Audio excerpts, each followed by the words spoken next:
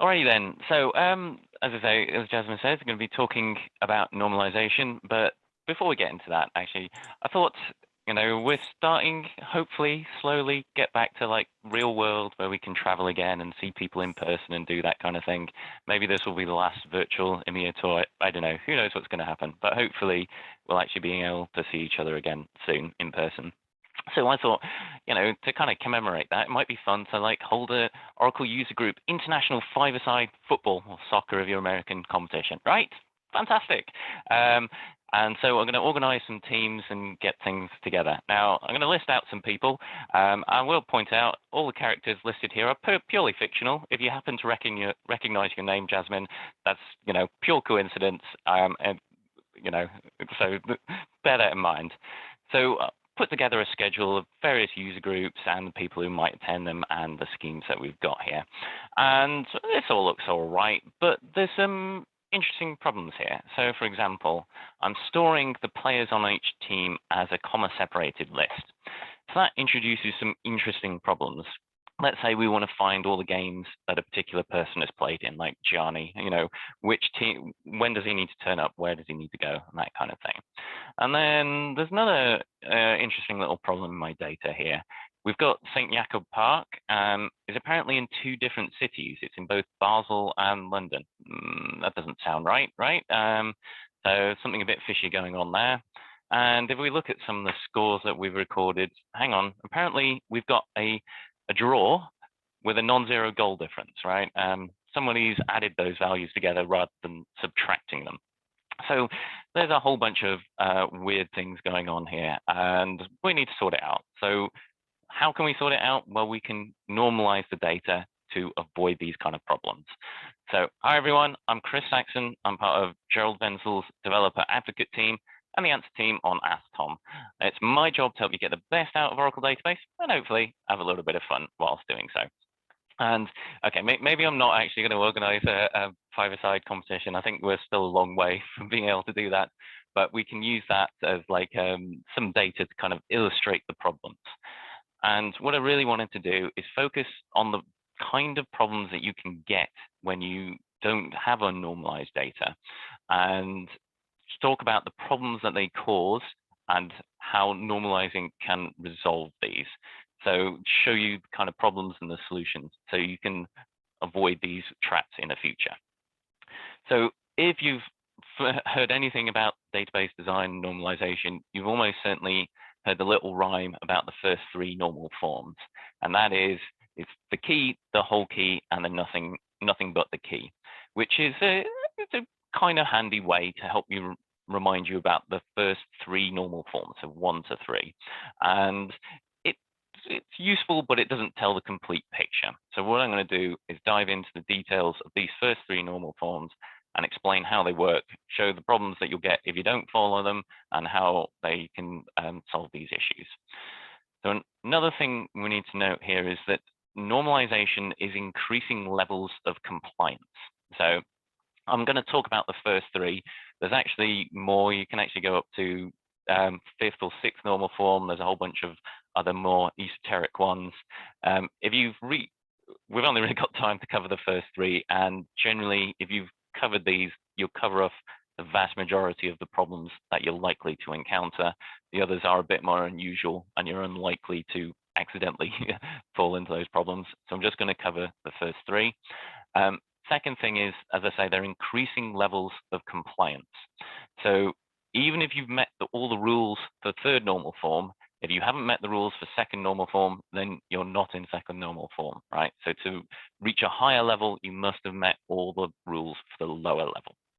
So that's just kind of brief overview of what these are. Let's start jumping into the details. So as I said, start off with, we're storing a comma-separated list of the names of the players in each team, which can cause all sorts of hassle. So how do we resolve this? To resolve this, we want to talk about first normal form. So let's just zoom in a bit on a couple of teams and look at the list of players so we can see those and discuss the issues in a bit more detail. So first thing, as I said, is if we want to find a particular player, so we want to know all the games that Jasmine's played in, you have to write a like wildcard query, because someone's name could be anywhere in this list. So you have to do like percent name percent. Not only is this a bit fiddly to write, but it makes it really tricky for the optimizer to use indexes. So it's just a bad idea, right? It's a bit of a pain to work with. But there are actually some more kind of fundamental issues as well. What if we want to change players on a team? So add or remove someone. How do we do that?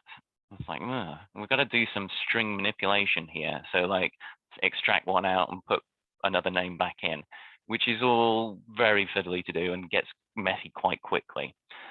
There is another problem as well, and that is how do we deal with duplicates? So there's a couple of things to kind of say here. We've got UKUG, who's like 5 people called Martin. Is that 5 people with the same name, 5 different people with the same name, or is that one person, right? We don't really know. We probably would actually, in the real world, have a separate table with player details for their names, and just store a list of the player IDs, so we could reference that. But even then, it's like, well, how do we prevent duplicates? How do you stop you storing the same value in this comma-separated list? Yeah, I'm not really sure how you do that. And actually, there's another problem for duplication as well. We're not just looking within the list of players. Let's say we add another Swiss Oracle community team, second team, same names, but in a different order. So is this a different team or the same team? It's like, a bit of a philosophical question, right? But at the same time, let's say we want to enforce that, if the names appear in a different order, that they are in fact the same team, and we want to stop that. How do we do that? I really don't know how you'd actually approach this. So there is a lot of problems that can occur when we store a list of values in a single column. And when Ted Codd, when he first came up with the relational model, he identified this problem and discussed it in terms of first normal form. So he said, this is something you don't want to do. We want to have this list of values.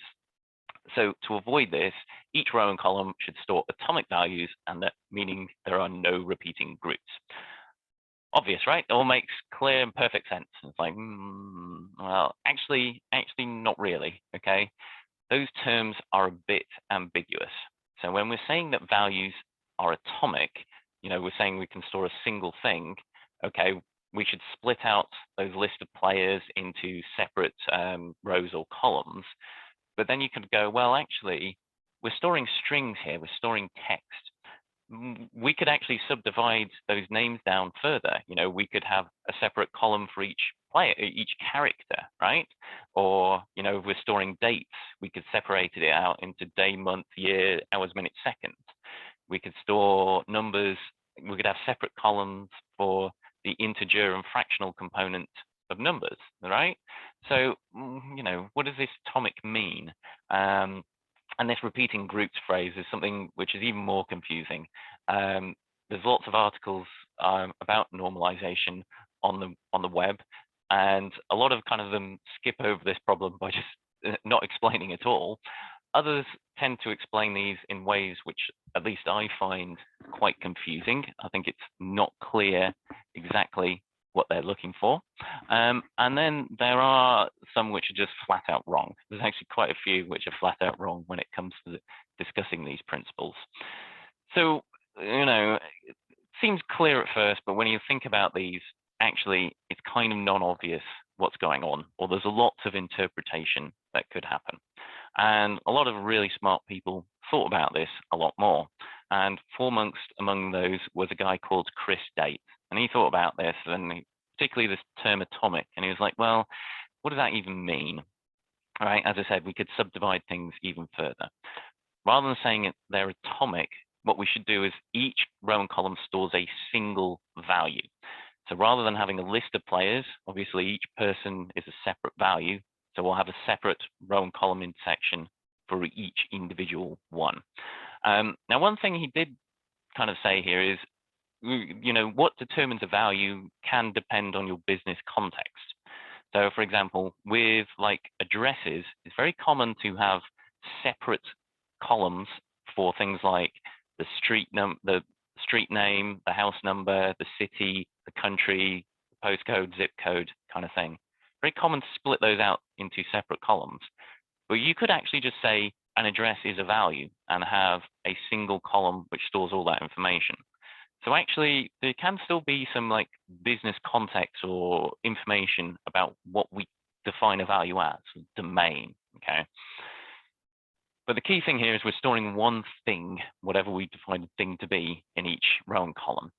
And he had another important like extra point to this, which is a bit controversial, and that is that you should never store nulls, right? This is a big topic that I don't really have time to go into today. All I'll say is that you do want to avoid storing nulls as much as possible, but in practice, often there are scenarios where the workarounds to avoid them are worse or even more complicated than just storing nulls. So you want to avoid nulls, but they're a kind of fact of life, I think, unfortunately, in databases today as they exist today. So we want to store a single value. So what are we going to do with our players? So before we jump into that, let's look and shift and look at a slightly different example. So quite often when you're registering for various, setting up accounts with various sites, they'll ask for all sorts of information from you, like, your name, your address, your date of birth, and so on, so they can harvest and sell your data and things like that. But quite often they'll ask for a contact phone number. And it's really common for these kind of registration forms to ask for two contact phone numbers, or give space for two contact phone numbers. So how can we store this in the database? Well, what we could do is have a table with two columns, phone 1 and phone 2. So the first obvious problem here is some people may only have or only be willing to give you one contact phone number. So what do you put in for the second phone number in that case? You're forced to put null. So you're likely to end up with nulls in this scenario. But there's actually a slightly more subtle but more interesting and difficult problem.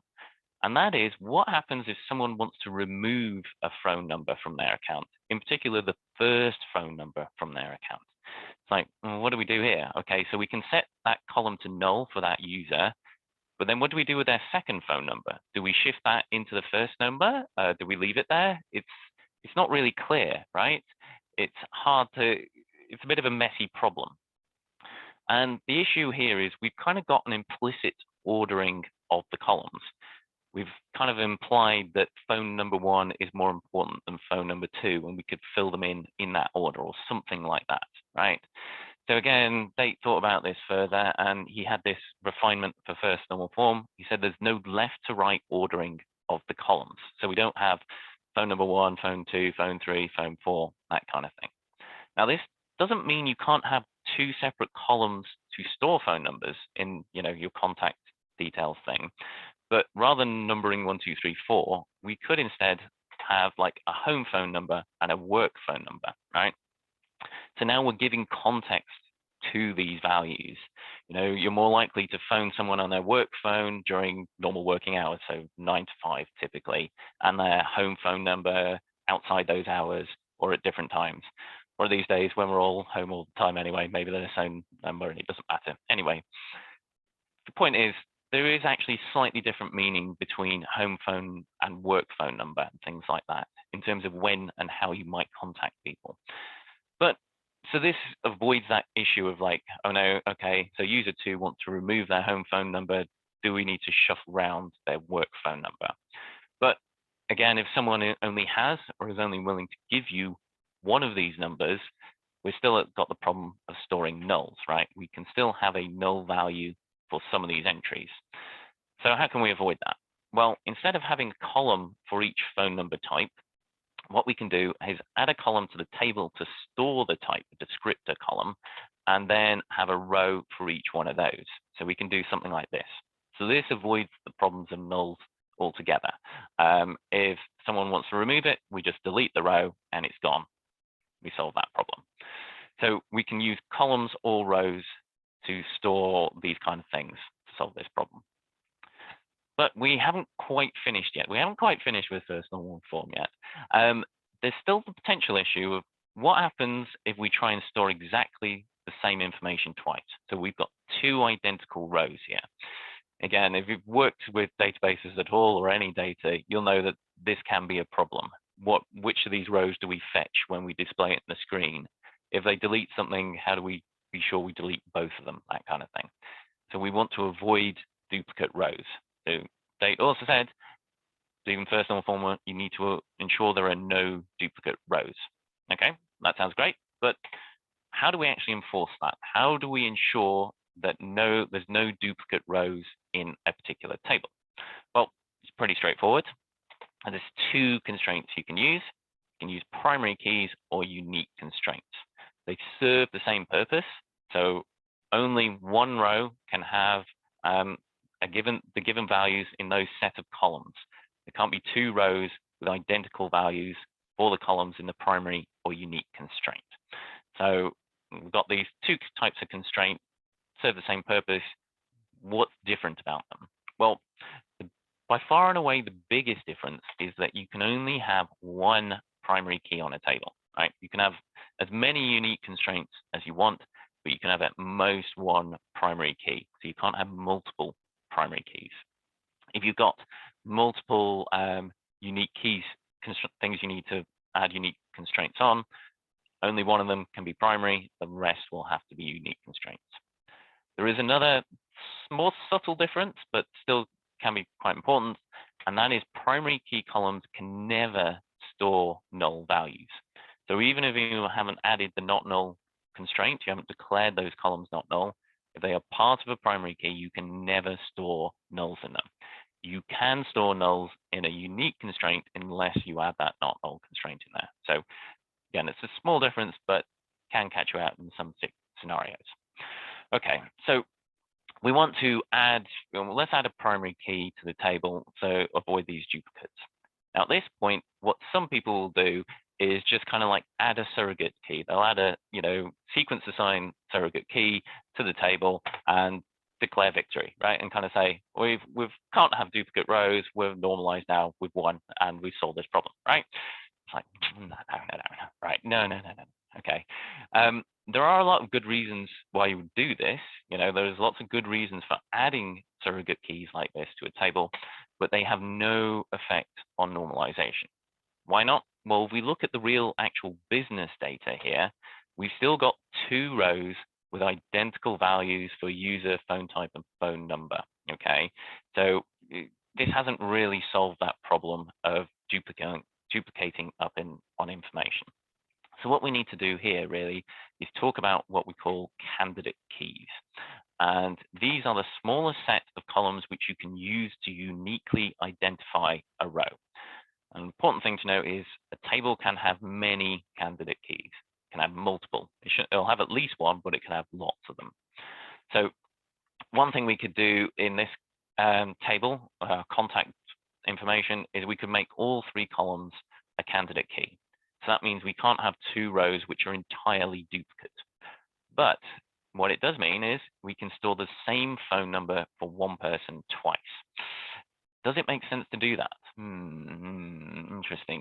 Yeah, maybe yes, maybe no. It depends, right? There will certainly be some cases where you want the reason you collect multiple types of phone numbers is so you've got two ways of contacting someone. If they don't answer their work phone number and it's an emergency, you want to contact them on their home phone number. You want them to be different because you can't get a hold of them. So there will be cases where you want to avoid this. Each person cannot store each number just once. So in order to do that, we would just make username and phone number one of our candidate keys in our table. So this is a subset of the columns in the table. You wouldn't always want to do this. It does depend on your business rules and requirements. A very important concept when it comes to normalization. It's about your business rules, what it is you're trying to enforce here. So that stops one person storing the same number twice. Another thing you might want to do as well, we've got user 2 who's got two work phone numbers. It's entirely possible someone could have two work phone numbers. I've got my desk phone and my cell phone. But again, the business might only want to capture one work phone number for various reasons. So this plausibly could be a constraint too. It depends on why you're capturing it, what it's for. Okay, so we need to add our constraint here. So that was a quick recap of first normal form. We want to have one value in each row and column. Important that we're avoiding nulls as much as possible. We don't want to have duplicate rows, and we need to look at business keys there, candidate keys, and apply the appropriate primary or unique constraints on them. And there should be no ordering on the columns. So we don't have like phone number 1, phone number 2, phone number 3, and so on. So the question now we've got here is, we've got our list of player names and things like this. How do we store these? Do we want to split them out so we've got a column for each player, or do we want to split them out so we've got a row for each player? So I've just got a little poll just to see what people think about this one. So if you could just bring that up and answer it, that would be great. If you're not sure exactly what I'm asking here, let's look at an example. When I'm saying store them as columns, basically we'll have a column for each position, so goalkeeper, defender, and so on, and we'll have a thing for each one of those. And then if we're storing them as rows, we'll have a position column which stores goalkeeper, defender, etc. And then each player will be a different row in the table for that particular team. So I see lots of votes coming in. I'll give you another second or two to do that. I'll just take a drink. Okay. Any last takers? Any last votes before I close this and show what's going on there? Okay. Some people are like sitting on the fence, not deciding what they're going to go for here. All right. So we've got a good number of votes in. So let's end that and share that. And kind of as I expected, so 73%, nearly 3/4 of you went for the row-based approach, which is kind of what I would have expected. Certainly, if I was building this application, I would very, very likely go for the row-based approach rather than the column-based approach. So let's just close that down. So why is that?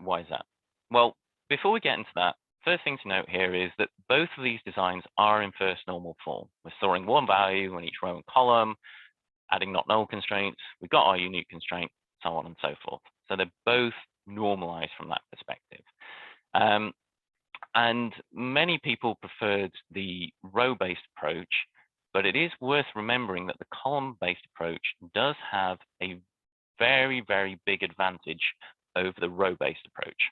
And that is, if we're storing 5 aside and we want to be sure there are exactly 5 people on every single team, it's very, very easy to do that. We've got our 5 columns, we add our not null constraints on them. There we go. We cannot insert the row without having 5 people on a team, right? With having 5 rows, there's ways to do it, but it's messy and kind of complicated, right? So by having them as separate columns, we know we're storing exactly 5 players on each team. And in some cases, some things you're building and designing, that rule might be really important. You might want to be absolutely certain you'll have exactly n of something for a particular entity. Another kind of smaller, bit more of a side benefit is if we look up access a team, we're fetching all the player details from one row. Okay, so we're getting them all in one fetch versus 5 rows if we're storing them separately. Might have some performance advantages in some cases. Okay, again, this is a bit more of a debatable, and it depends on what you're doing case, but it is worth bearing it in mind. So there are real concrete advantages to using them as columns. So why did I say, and I'm guessing why did about 3/4 of you go for the row-based approach? Well, there are several things it makes a lot easier. First up, joins.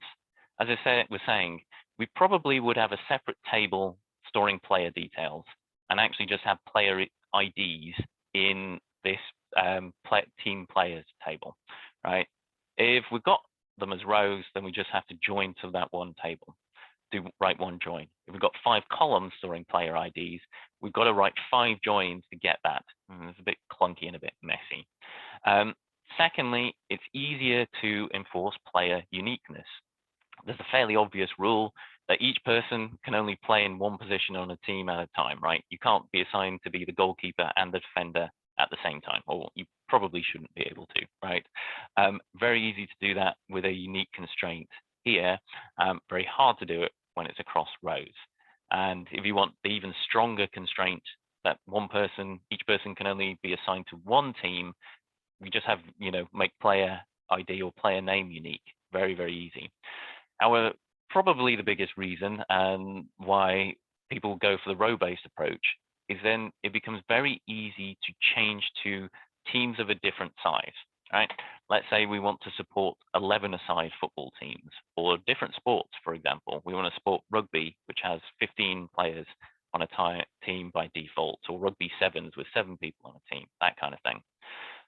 If we've got them as rows, we can change how many we're storing on a team very, very easily. And there's lots of scenarios where you would want to store different number of rows for different entities and that kind of thing. If you've got 5 columns, it gets a bit of a mess if we ever want to switch to 11 aside, right? So generally, people would prefer the row-based approach, but that's not to say the column-based approach doesn't have is kind of dead and we should never use it, because it's also worth thinking about. We've kind of got this problem when it comes to the teams as well. So we've got 2 teams in each match. We've got a home team and away team. How do we store those? So we've got a match details. Do we have 1 row for each match with the home and away as separate columns, or do we have a row for each one of them? It's like, this one's a bit more of a debatable thing, right? Which is the better approach? It's like, a football match is always going to be between 2 teams, and in fact, pretty much every sport, it's a match between 2 teams. There's very few which have 3 or 4 or more. So limiting to exactly 2 is exactly what we want here, right? So here we need to think a bit more about what our business requirements are and what our needs are. So we still got some thinking to do about what you're trying to actually do. How are you going to use this table in terms of how we're going to build it?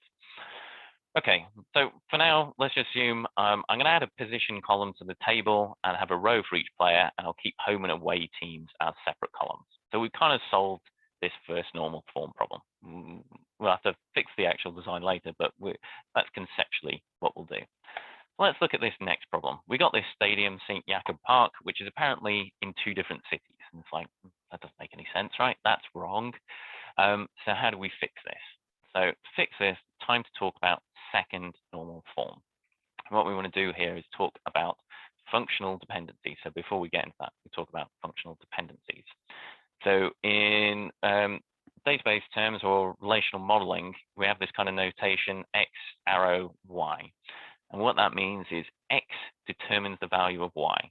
So every time you store a particular value for the value X, it should also have the matching value Y. So I think this helps to give an example. Today is 20th of October, 2020, which means it is a Wednesday. So date determines the day of the week. Now, I know a lot of you watching English isn't your first language, so you're going, actually, today's not Wednesday, it's, Mercury or Mittwoch or whatever. You get the principle, okay? Maybe date and language.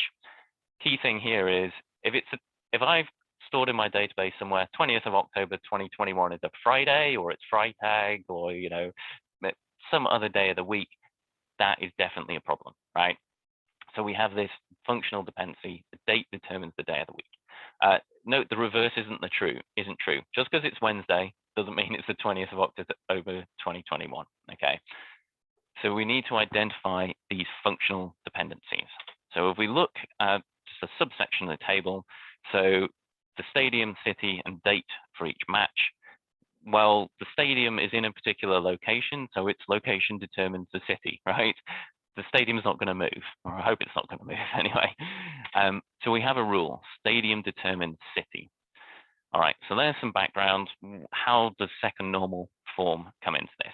Well, in second normal form, what we say is that all the non-key columns depend on the whole of every key. So what that means is you've got candidate keys, primary keys, unique keys, whatever you want to call them. If they've got 2 or more columns in them, you have to check this and say, is there a relationship between part of that key and other columns in the table? So if we go back here, we've got stadium determined city, and this is our matches table. So a match is in a particular location at a particular day. So that is a key. So we want to say that's unique, okay? So the stadium and date is unique. And the city is not part of the key. There could be multiple matches on the 2nd of November in London, right? London's a big place. There's lots of stadiums in it. So we can have many matches at the same date and time in London, but we can only host one match at a time in a particular stadium. So we've got part of the key. Stadium is one of the 2 columns for the key, and that determines the city. So we are not in second normal form. So how do we resolve this? Well, what we need to do is decompose the table, right? Essentially take that dependency, that relationship, and create it into a new table. So that means we're going to create a stadiums table with the city on it and remove the city from our matches table, which gives this one-to-many relationship. All good, right? So we've avoided this problem. We can't then store 2 cities for 1 stadium because stadium's the primary key. We can only have 1 row in there. So that's great, but there is something to think about here now. We've moved city to a new table. How do we ensure we know the city for every match, right? How do we stop ourselves inserting a stadium with no row in the stadium's table? How do we avoid this kind of orphan relationship? Well, we can do that with foreign keys. So these enforce a parent-child relationship in your table. So the parent has the primary key and the foreign key in the child points to that. So we can do something like this. We've got our stadiums table, and in our matches, we'll have the foreign key. That means we cannot insert a row in the matches table for a stadium that is not existing in the stadiums table, right? We have to enforce that relationship. Now, just a little side thing to note here. I probably noticed I've got like some pseudo code in these examples, and you might be thinking I'm doing that with this foreign key. I've just got stadium references, no data type. That's actually valid SQL. If you are creating a table, adding a column with a foreign key, don't need to define the data type.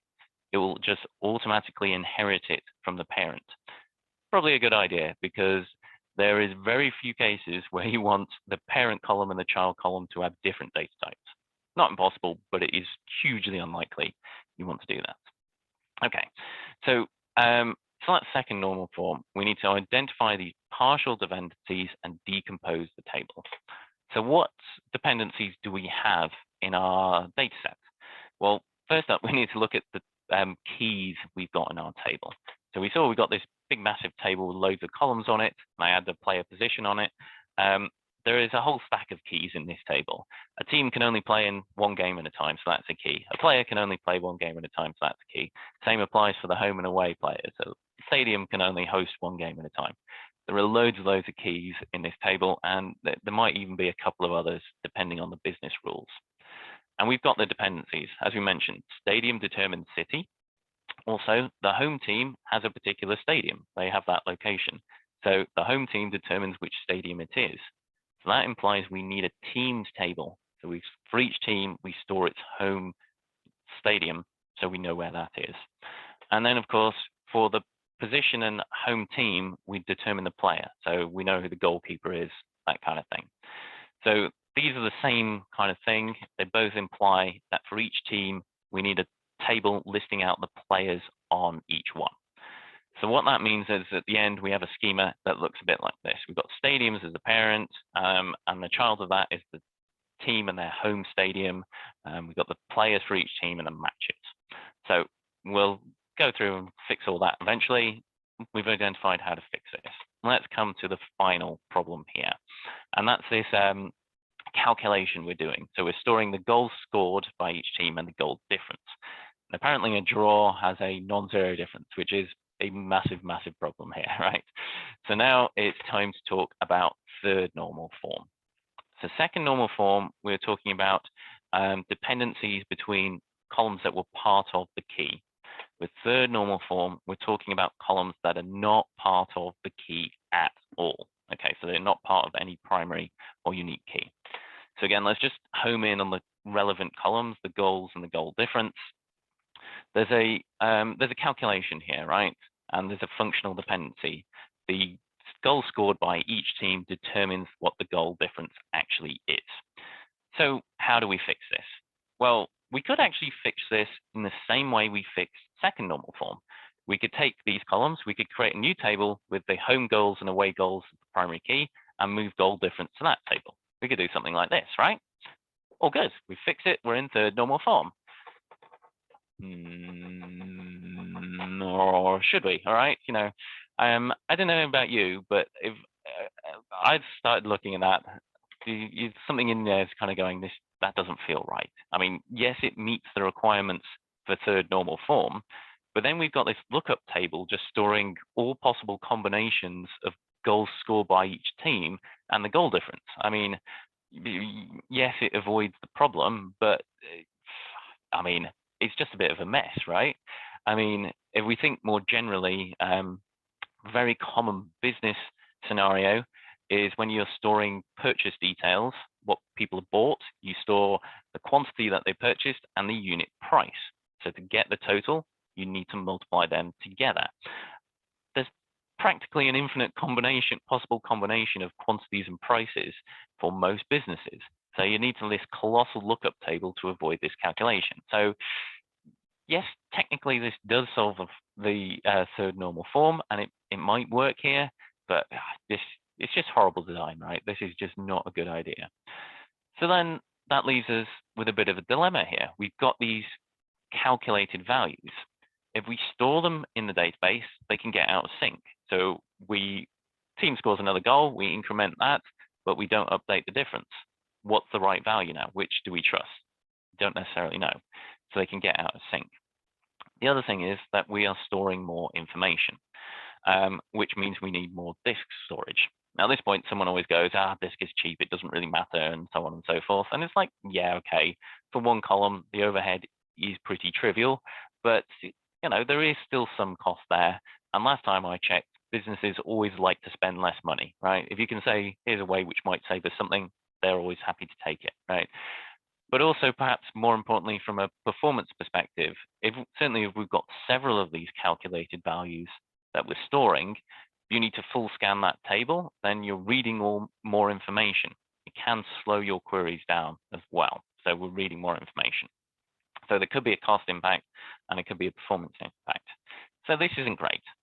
But calculating it at runtime isn't good either, right? Why? Well, if it's a common formula, such as calculating the total paid, every time you need that, someone's going to have to code it or write a function to do it. There's a chance that different people will write it differently and make some mistake, okay? That's not ideal. That's a potential issue. Second thing is, if we are running the calculating at runtime, then we are necessarily doing extra work at current time. Now, something like this, just subtracting values, the overhead is so small, you're almost certainly not going to notice it. But if you've got a complicated formula, that could add some significant overhead to your runtime. So, it's a bit of a trade-off. Which devil do we go for here? And there isn't necessarily a simple answer. Or, well, there wasn't, but in Oracle database, for a long time, we've had what are called virtual columns.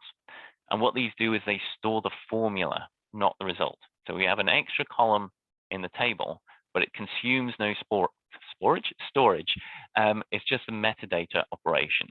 So that means we're saving on whatever storage costs or overheads we have, and the value always remains in sync. It's a calculated value.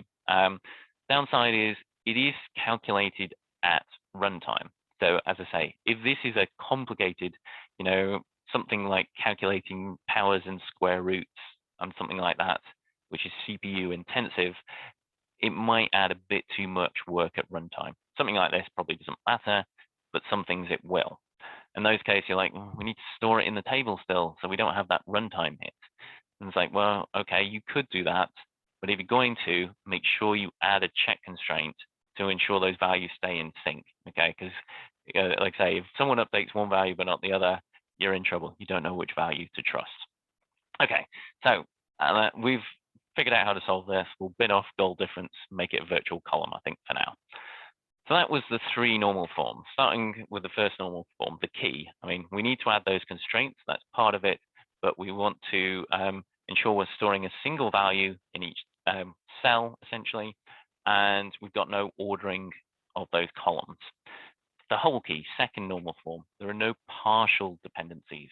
There are no values which you've got multi-column primary key or unique key and some non-key columns which depend on part on it. And again, third normal form, there is no dependency between columns which are not part of any primary or unique key. Okay, so that's a quick recap. Let's have a little another little quiz to wrap up, see if who's got this and figured out what's going on. Let's imagine we've been asked to build a hotel booking system. So what we need to store is this chain has come in and said, we've got all our hotels. We need to store for each one the type of the room, whether it's single, double, queen, king, that kind of thing, and how much it costs. So we need to design that. So what we've done is defined a table like that. And so now I'm going to run another poll here and see what people think. What do we think here? Is this table in third normal form? So we've got our multi-column primary key, hotel and room number, because room numbers will appear in multiple hotels. And we've got our room type and our price. What do people think here? Is this in third normal form? Is it not in third normal form? People thinking a bit, hesitating, like, is it, isn't it? Okay, so what do we think here? Like, well, is it third normal form? Is it not? And I see there's got a fewer takers this time. People are a bit more undecided, a bit more unsure about this. Like, all right, so I'll just give you a couple more seconds to think about this. I'll just take a drink. Okay, so yeah, I think that was a harder question to answer, right? So we just end that, I think, and we see that most people here have actually gone for no. A few takers for yes, most people have gone for no. But it was kind of a harder question to answer, right? And there's a reason for that. It wasn't just hard to answer. It was, in fact, impossible to answer, all right? I hadn't given you enough information to answer that question.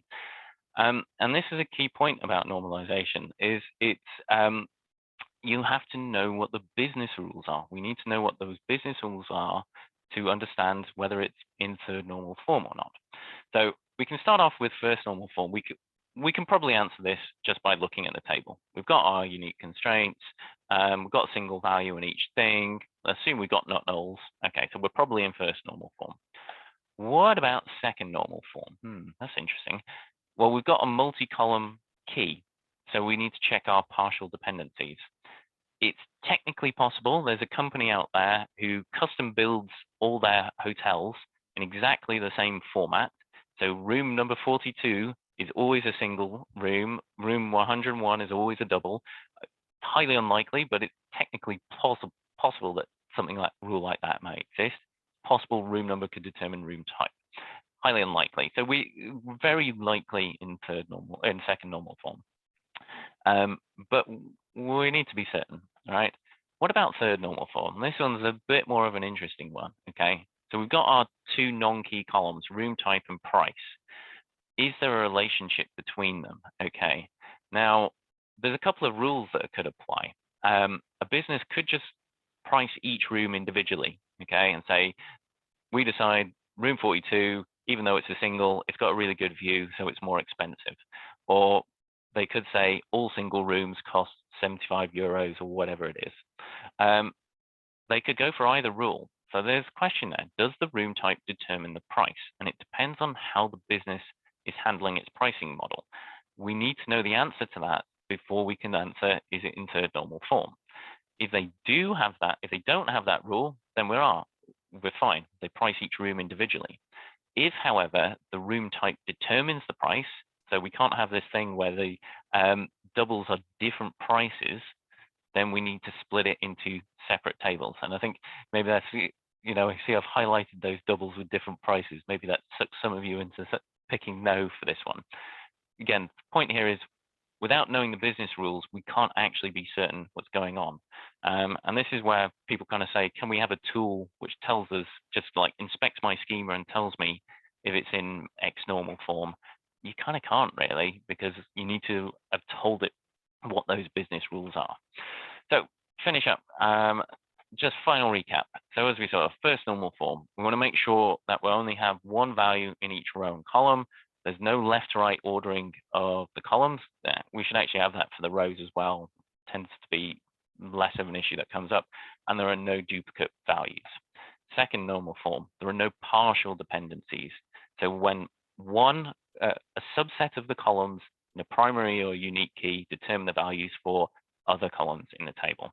And finally, in third normal form, is there a relationship between the non-key columns in the table? If there is, then we've got these problems. So to resolve second and third normal form, we need to pull those out into another table.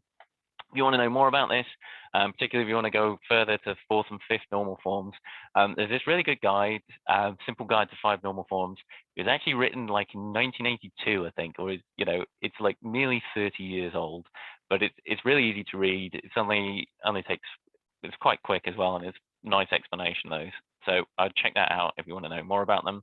If you want to know more about database design and different arguments around these things, there's a guy called Ken Downs who, again, quite a while ago now, wrote this database programmer blog.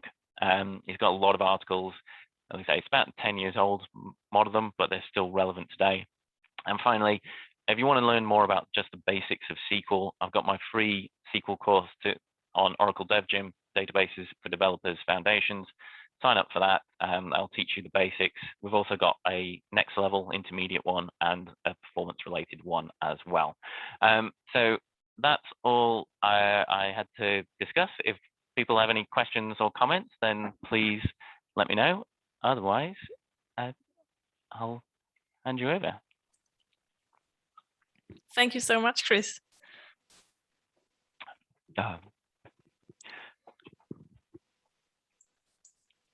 No problem. Thanks, Jasmine. So go on. I think there are no questions in the question and answer window so far. Yeah, I'm not seeing anything either. Okay. Yeah, that means everything is clear to the people.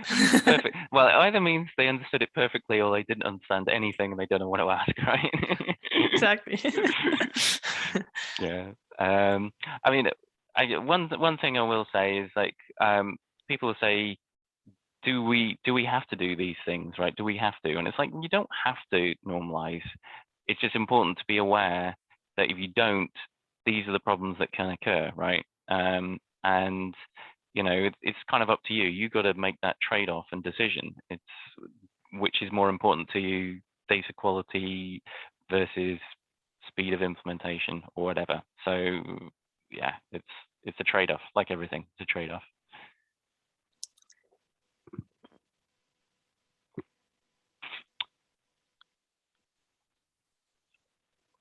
Alrighty then. Okay. Exactly. Alrighty then. In that case, I think I will, as no one, everyone clearly understood it perfect. I'll tell myself. Yeah, it was perfectly explained. Yeah. That's what I'll tell myself. Right. Okay.